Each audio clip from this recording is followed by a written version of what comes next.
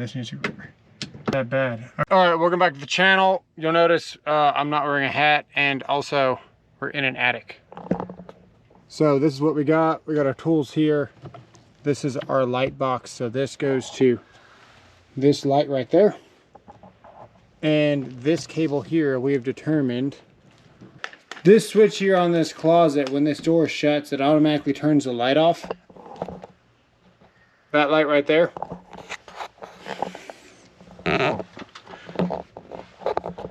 So what I've determined is that this is the constant hot. They left the neutral in this box to power the light. They tied the constant hot to this Romex here, and they're using the white and the black wire to be the constant hot for the switch. They use the white as the switch leg. So we already have the neutral here. All we need for a plug is a constant hot and a neutral, which are both coming from this wire. So we're gonna cut this wire in half, tie a box here, and then run some Romex down this wall and install a receptacle on this wall. All right, so this is not a good way to determine if the voltage is off, but I can't physically get a multimeter on these wires to know if this is energized or not.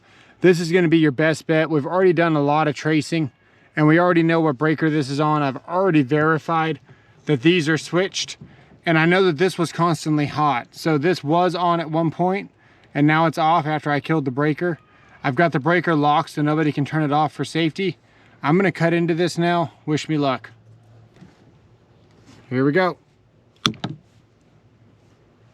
I'm gonna do my best not to touch any of these wires with my hands, especially both of them at the same time, even though I think the power's off. I'm standing on a fiberglass ladder. The rafters are made of wood. We should be fairly safe.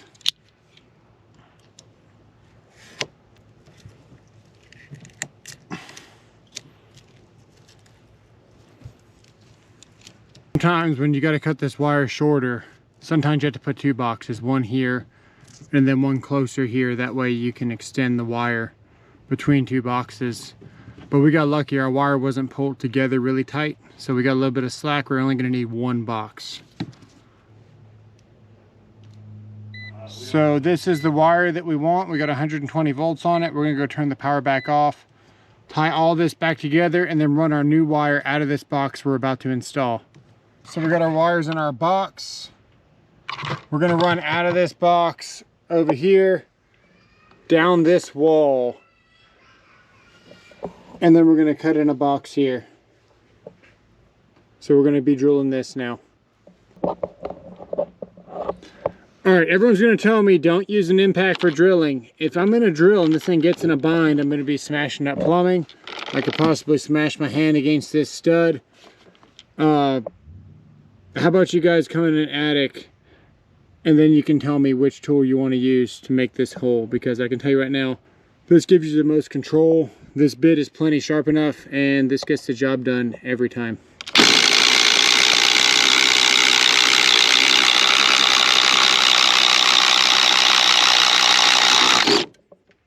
There you go.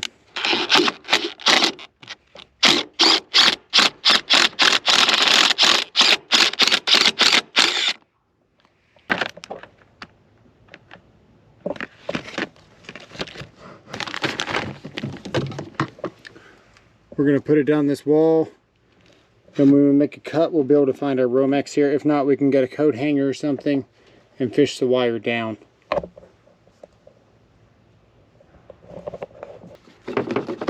Okay, we're definitely inside of our wall now.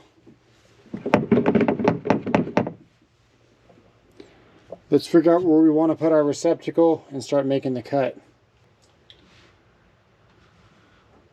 Hold that.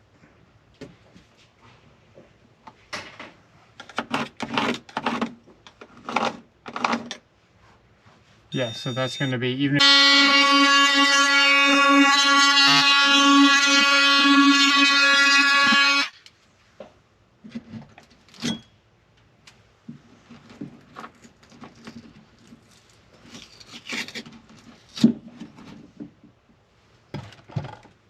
And look what I found, guys. Nice.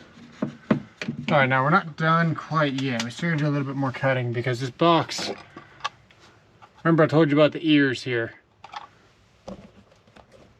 So we do have to account for these. But I like to cut my hole first and get it fitting perfectly.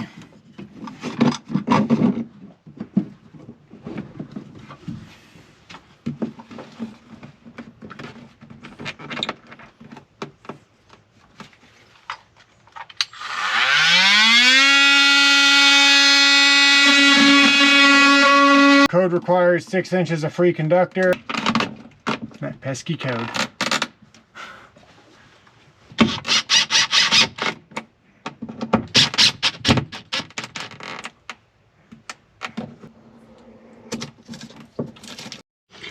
All right, here's our GFCI here. Tamper resistant, required in your homes. GFCI for extra protection. Not necessarily required in this closet, but the customer gets what the customer wants. So GFCI outlet here, receptacle, and it's tamper resistant. That's required. All receptacles installed in your house must be tamper resistant now. Why is my hand stinging like I cut it? Okay, I did good. So anytime you do little cuts like this, make sure you throw them away immediately. Don't leave them on the floor. You're just asking for trouble. Here's another one. Story of my life. It's like, I know we met and we had a conversation for an hour, but I forgot who I'm talking to. I told a contractor that. I told him I wasn't going to remember his name. Sees me at Home Depot. Runs over to me. Hey Robert, blah, blah, blah, blah, blah. I'm looking at him like just blank. I'm trying to figure out who the hell this is. And he goes, and Angela was it. I've already told you this story, but I don't know if you remember me telling you. But he's like, oh no, don't worry. You told me you weren't going to know who I was in public. So I'm not offended. And Angela looks at me, she's like, you told him that? I'm like, yeah, in case this happens. You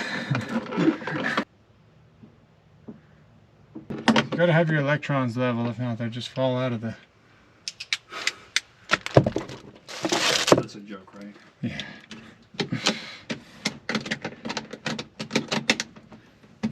Run downhill if it's not level, you know? Good for that voltage drop. If your service is on the roof, your panel's down below, extra good, but keep in mind it's got to climb that hill again later, so. Don't want to tire it out too much. Yeah, you really don't.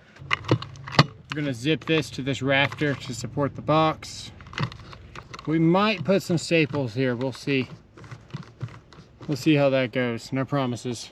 You should put staples though.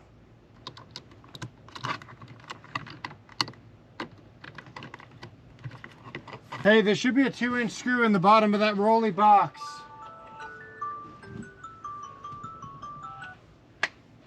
Should be like 6 or 7 2-inch screws in the bottom of that rolly box. What do you want? 6 or 7. Give me 5. Okay, this is what I do. The screws for these junction boxes are flatheads because somebody decided that they hate electricians and this is what they're gonna give us. But I say no. When you're in an attic, you don't need to spend 47 hours screwing in a screw into a stupid plastic box. So we are gonna be using sheetrock screws after we zip this to this rafter. There we go. It's all tied in. Goes down that wall. We're gonna put some kind of poly, some kind of caulking or something in that so no bugs can get down this wall. Other than that, we're good to go. Might throw a couple of staples on it. We'll see what happens. All right, there we go there. I still gotta get my light out of the attic, but you can see the receptacle here is installed. You can see that it works. It is tamper resistant. And we got it from the Constant Hot that was in this junction box. They broke the Constant Hot. Took the Constant Hot down here to this switch using the black wire and the Romex. came out of the white wire of the Romex back up into this junction box, not being a neutral, and use it as a switch leg. So we cut the wire, the constant hot that was going to this junction box, put a box in between it, and then ran the constant hot through here, through the top cap, fished it down here, and now it powers our receptacle here in this closet. Let me know what you guys think in the comments below. Thanks for watching. We'll see you on the next one.